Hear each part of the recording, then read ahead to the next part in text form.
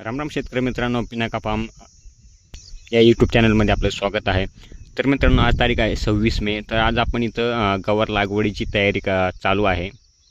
तरी बघा, इथं नळ्या वगैरे पांगून सगळं क्लिअर झालेलं आहे आणि इथं आता लागवडीची तयारी चालू आहे. तर आपल्याला गवारमध्ये चांगला बाजारभाव घेण्यासाठी गवार कधी लागवड करावी, गवारी चांगली व्हरायटी कोणती निवडावी आणि लागवड कशा पद्धतीने करावी ते आजच्या व्हिडिओमध्ये बघूयात.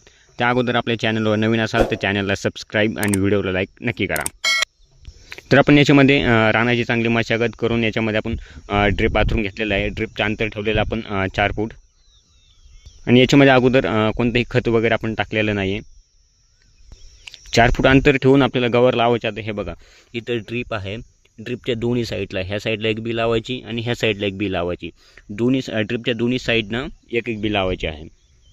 आणि ड्रिपचं अंतर जवळपास 1.5 फूट असतं. तर 1.5 फुटावरती समजा आपल्याला 4 झाडं लावायची आहेत. अशा पद्धतीने आपल्याला लागवड करायची आहे, जेणेकरून याच्यामध्ये जास्तीत जास्त झाडं बसतील. आणि पावसाळी सीझनमध्ये तुम्हाला गवारीसाठी हमखास बाजारभाव बघायला भेटतो. जवळपास 40-50 रुपयाच्या वरतीच बाजारभाव असतो. आणि फक्त त्याच्यामध्ये एक समस्या जास्त असते की गवार एक काळी पडते. त्याच्यावरती पावसामुळे, ढगाळ वातावरणामुळे काळी बुरशीचा अटॅक जास्त होतो. त्यामध्ये आपल्याला एक बुरशीनाशकचं एक चांगल्या प्रकारे नियोजन करायचं आहे. आणि यावर्षी आम्ही एक नवीन करतो बघा. आता ड्रिपच्या दोन्ही साईडला आपण जेव्हा गवार लावणार त्याच्यामध्ये आपण कोथिंबीर लावणार आहे, जेणेकरून 1-1.5 महिन्यामध्ये कोथिंबीर निघून जाईल. तोपर्यंत गवार हे मोठे होते आणि त्याच्यामध्ये आंतरपीकही आपल्याला भेटून जातं. तर यावर्षी आपण बघा, ही जिंदल सीड्सची गवार घेतलेली आहे, गुजरात 33. यावर्षी आपण फर्स्ट टाईमच वापरतो. ही मागच्या वर्षी आपण हल्दी घाटीची वापरली होती. ज्याने कोणी वापरले असेल, रिव्ह्यू कसा आहे ते कमेंटमध्ये नक्की सांगा. कशा पद्धतीने शेंगा लागतात, उत्पादन कशा प्रकारे आहे. आम्ही फर्स्ट टाईमच वापरतो.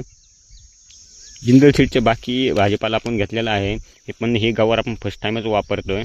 तर ही बघा, ही 250 ग्रॅमचं पाकिट आहे. जवळपास तुम्हाला 150-200 रुपयाला बघायला भेटेल. आणि आपल्याला बियाणं घेताना कोणतंही एक्सपायरी डेट बघूनच घ्यायची आहे.